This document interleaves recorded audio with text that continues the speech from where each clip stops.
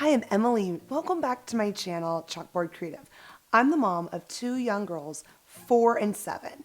And today I'm going to be sharing with you how I use American Heritage Girls badges in our homeschool.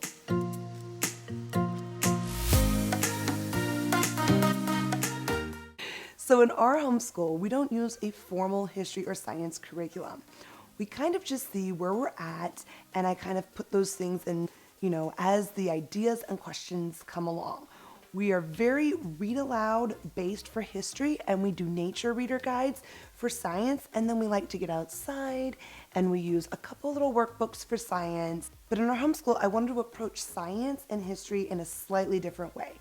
So when my daughter joined American Heritage Girls, which is a Christian organization dedicated to raising up young women in faith and character who love their country and love God, I thought it would be really cool to incorporate American Heritage Girls into our curriculum, and I found that it works beautifully. So today I'm going to show you how I use our handbook, the basics of it, and then how I pull out science and history badges that relate to first grade learners and what you would expect for them to know.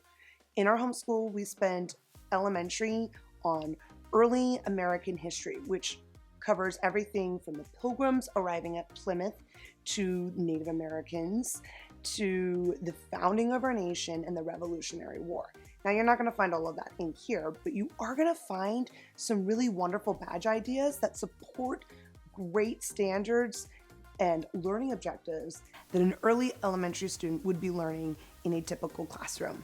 So there's 3 reasons why I use the badge book to help with my daughter's history and science. The first reason why is it supplements standards perfectly. Not every parent actually wants to look at state standards, but being a former educator, I do like to glance at them to kind of get a gauge of, well, what are kids being expected to do at this level?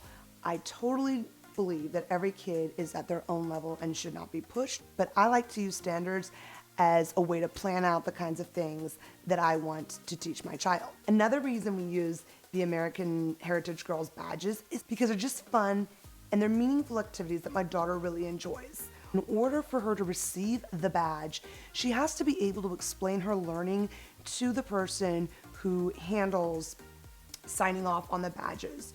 So not only does she need to do the assignment, she has to be able to speak about it. And this is a really big deal. You could talk about or write about what you learned. And at this age, I don't expect her to be able to write about it, but the fact that she can verbalize the key points of what she learned in her science or history badge is just a really great way of showing what she's learned and what she's mastered.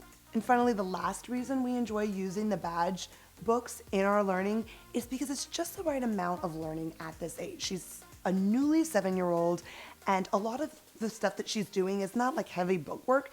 It's more like we read something or we watch something and then we go out and we make something or craft something. So I'm really excited to show you the science badges we've worked on and the history badges and some of the stuff that I've pulled together to make this work so that you too can be inspired to find other sources of educational opportunities for your child that are already existing, and for you to see that you don't have to follow a formal curriculum to teach things at a young age. So this is the American Heritage Girls Tenderheart and Explorer Handbook. Tenderhearts is the age group of ages 6 to 9, and Explorers begins from, I believe, 9 to 12, but I might not be correct on that. They're working on the same badges for both Tenderhearts and Explorers, but there's differentiation in the badges. So the first thing I want to talk about is the organization of the Tenderheart and Explorer Handbook. Okay, so it's divided up into 4 sections.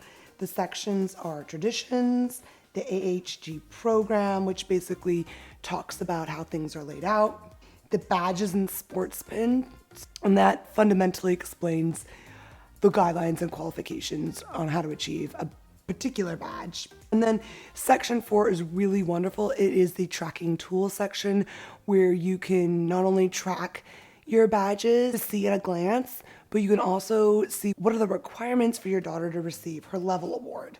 So I'm not gonna go through this too much because it's pretty self-explanatory. It's going to be our creeds, our oaths, the traditions and customs and ceremonies. So we have 6 different frontiers. There's heritage, family living, arts, outdoor skills, personal well-being, science, and technology. So what we're going to do now is I'm going to go into the history section and show you 2 badges we worked on this particular semester and what we used, and then I will go into science, and then we'll end with how you use the tracking tools. So we did 2 badges for history. The first badge that we did was Dawn of Our Country. It's basically you learn about how the Pilgrims got to America, and then you focus a little bit on George Washington, which is what I wanted my daughter to learn about in first grade history anyways. So when I find a badge that I like and I read through it, I tag it. Then what I do is I start to scavenge what I want to find for resources. I realize that this probably seems ridiculous because you're thinking you could just use a curriculum where this is all put together. But I don't do a formal curriculum at this age, and I actually like finding my own stuff.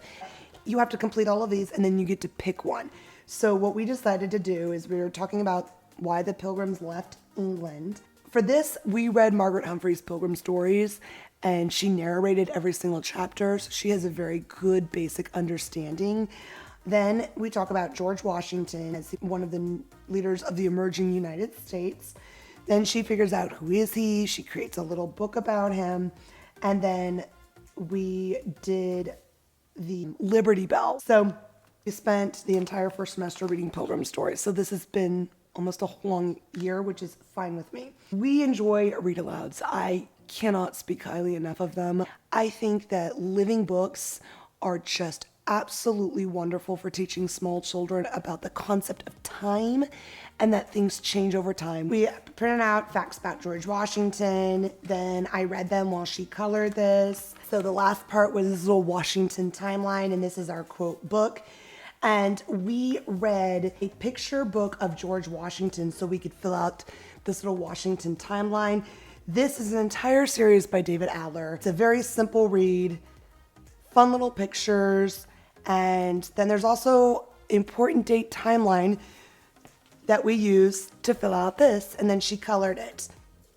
So one of the other requirements of this badge was to create a Liberty Bell, and this was really simple. I found this online. So you just basically get a little clear cup, whatever, you paint it yellow. I had bell, and I tied it to some twine, hot glued it, and then she wrote the word freedom, and we talked about what freedom was, and we watched a video about the Liberty Bell. And the next batch that we did was Living in the USA. It focused completely on Texas history. So, I go online, I find all of my resources that I think would work well for my daughter. I put them in a plastic sleeve, and then this is what we did for this. So it called for us to make a booklet about our state. And so it's just the major things. This was really fun for her, and the book that we used was cute because there are words that she can actually read. Then it asked us to look at a picture of our state quarter, and we had to explain why it represents our state, so we got that. And then we looked at pictures of neighboring states' quarters. So that was kind of fun. There was a little bit of geography mixed in there. We drew a picture of our state flag. I have this little coloring book, and I photocopied our state flag, and she colored it, which is totally fine. And this also talks about the state bird, the state flower, and also the nickname, which we also needed to know. And then I had to have her find a license plate and pick her favorite one. And then finally we completed one of these. We decided to trace a map and then highlight the geographical regions and where you find things. So I thought this was a great first grade geography and history activity for my daughter. It taught all the things that I wanted to do. One of the last things I have to show you is what we did for space. So this was the Astronomy Badge. And what we did is we read a couple of books, and she learned what planet and sun, moon and star, solar system and constellation is. We then needed to locate the North Star and Big and Little Dippers in the Milky Way. So we went outside. My husband has an app on his phone, and that was really fun. I can link that below. We chose for the Tenderheart to complete one of these, we chose a constellation and made a replica of it using a toilet paper tube, and then we shined light through it. And then I really enjoyed this part. I went to Teachers Pay Teachers and I found this wonderful little, I don't know, it was like $3.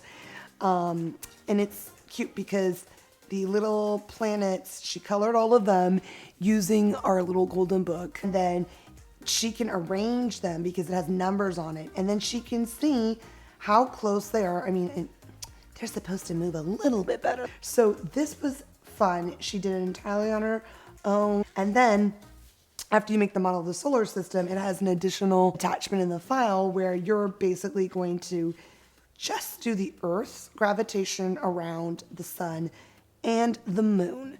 So I thought this was really fun for first grade. As you're looking at this video, this is another day, and I'm cutting in. As you're looking at this video, you're gonna think, this looks really fun, I'd like to do this, but it's really discouraging because I have to gather all this stuff and then you're asking me to look at my state standards. And I just want you to know that it's actually not as bad as you think. I was a former educator for over 10 years, and I can guarantee you that no teacher ever teaches every single standard ever. It's absolutely impossible. I taught a multitude of age ranges, so I just basically picked, and most teachers usually pick a few things and they focus on that. You cannot hit every single standard. And if you do hit every single standard, a lot of the times it's just a natural thing that's met through some other thing like reading. So please don't get discouraged if you look at your state standards, you're like, how the heck am I supposed to teach that? Because it's actually not as overwhelming as you would think. Another thing that I find really helpful is I look through the entire handbook of what I'm looking for and I pull out the things, and I don't do everything. You cannot do everything. No parent can do everything. And there are always gaps in every education choice. You're never ever going to teach everything. It's just impossible. In public school and in homeschooling, you're never going to get to everything. So please don't be discouraged if you think that, oh my goodness, how am I going to teach all these things? You'll be fine.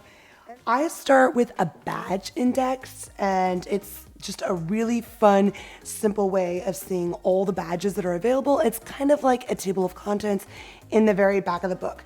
I have a system of starring the things that I want to do, and then I check mark it when it's completed, and I write down TH for Tenderheart, so I know that we've done that as she was a Tenderheart. Then you can go to the page that I usually spend a lot of time on.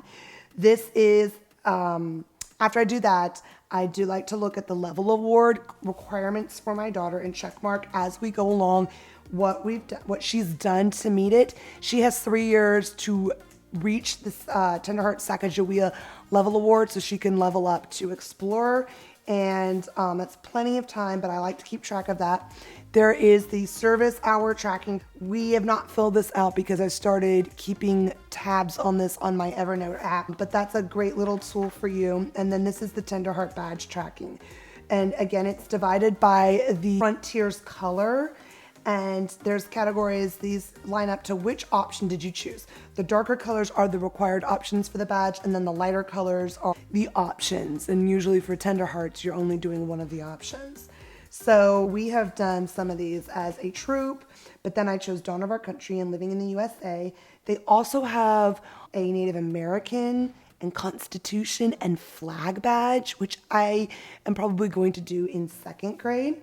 Then you've got Family Living, Arts, Outdoor Skills, and Science and Technology and Personal Well-Being. I've not done that much science and technology in here because for science, we do read aloud, so our Christian Liberty Nature Reader, we do the phonology wheel, and I also use the workbook that I can link above in another video that I talk about.